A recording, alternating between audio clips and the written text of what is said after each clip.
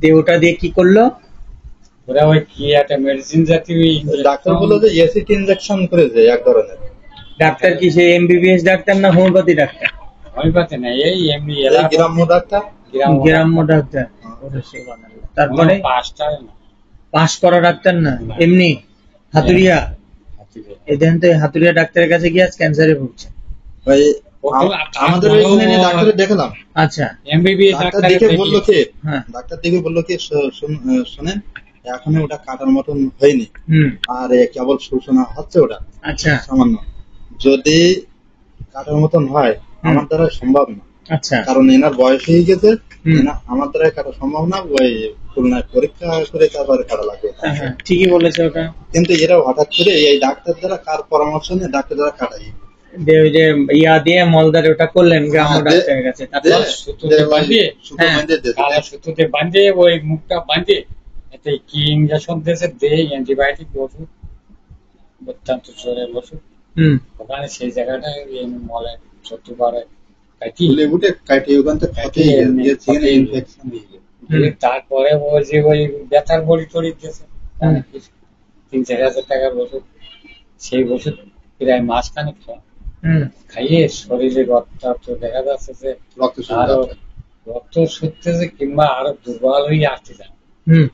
তারপরে আবার ওই যে আমাকে চালনা নিকট করতে, সেখানে আমার ওই এক ভাই বলে কি হসপিটালের ওই এমবিবিএস ডাক্তার, সে আসে নিজে নিজে আত্মসমর্পণ করে বলে যদি পায়খানার সমস্যা আছে কিংবা আর কোনো সমস্যা না, ওই মলের ওখানে পায়খানার সমস্যা বাধা, তা ওই 10 টাকা দামের বড়ি খালি ও আবার সঙ্গে সঙ্গে প্রথমে দেখে তারপরে দেখানোর পরে ওই গ্রাম্য ডাক্তারে ওই মানে ওই করলো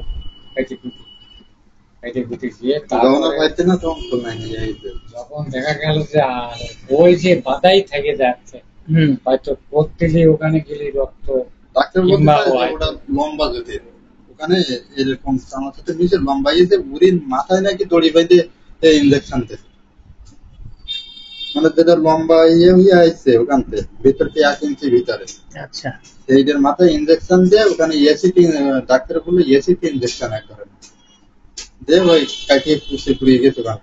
শোনেন, যেটা হয়ে গেছে সেটা হয়ে গেছে, অতীত। উনি আজ অসুস্থ, আপনি সুস্থ।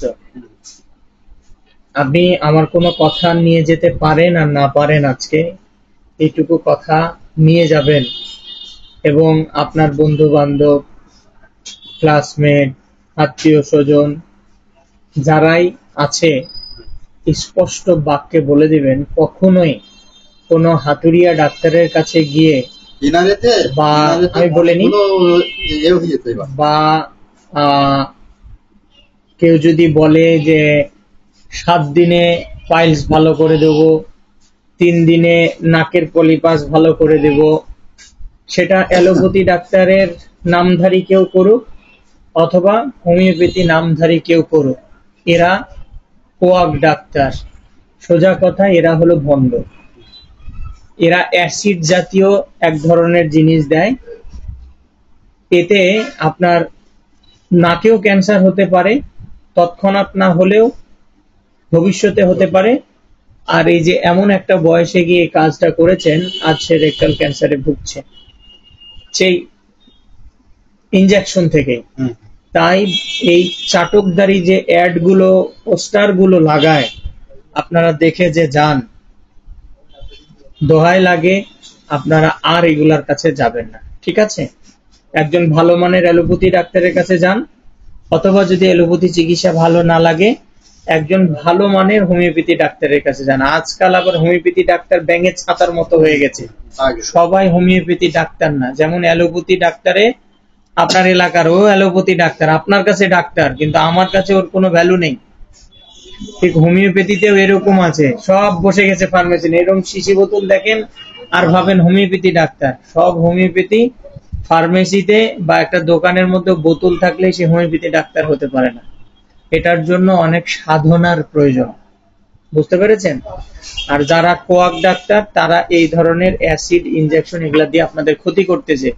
আপনারা সহজ সরল মানুষ, আমরা তো ভালো ডাক্তার যারা তারা তো গ্রামে যাব না, আর গ্রামে আমরা গেলে আমাদের খরচ বেশি, আপনারা কুলায় উঠতে পারেন না, ফলে আমরাও যেতে পারি না, আমাদের খরচ বেশি হয়, দিতে পারেন না, আপনারা সহজ সরল মানুষগুলো ক্ষতিগ্রস্ত হচ্ছেন।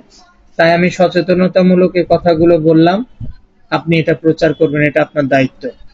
বুঝতে পেরেছেন? এটাও একটা বাংলাদেশকে এগিয়ে নিয়ে যাওয়া, কারণ আপনার সমাজ এর দ্বারা সুস্থ থাকতেছে, প্রতারক গুলো দূর হচ্ছে। বুঝতে পেরেছেন? ওর থেকে যদি আপনি একটা ডাব খেতেন, ইসবগুলের ভুসি খেতেন, চিয়া সিডস খেতেন, বিভিন্ন ধরনের বীজগুলো পাওয়া যায়, ওই যে যেমন মটরশুঁটি আছে, এরপরে মিষ্টি কুমড়ার বীজ আছে, এগুলা ডাইজেস্টিভ সিস্টেম মানে আমাদের পরিপাক তন্ত্র যেটা, এটার উপরে কাজ করে, আপনার কষা পায়খানা ক্লিয়ার হতো। তা না হলেও গিয়ে কি করেছে, ইনজেকশন দিয়ে আবার সুতা দিয়ে কাটা শুরু করেছে, আজ ফলাফল ক্যান্সার। তাই ভবিষ্যতে যেন এই ধরনের আর কেউ বিপদে না পড়ে। বুঝতে পেরেছেন? ক্যান্সার মানেই এটা, মানুষের শেষ হবে, অর্থ শেষ হবে, পুরো পরিবারটাই ধূলিসাৎ হয়ে যাবে।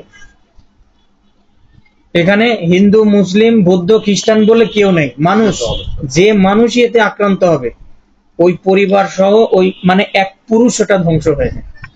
তাই আর এগুলা করবেন না, ঠিক আছে?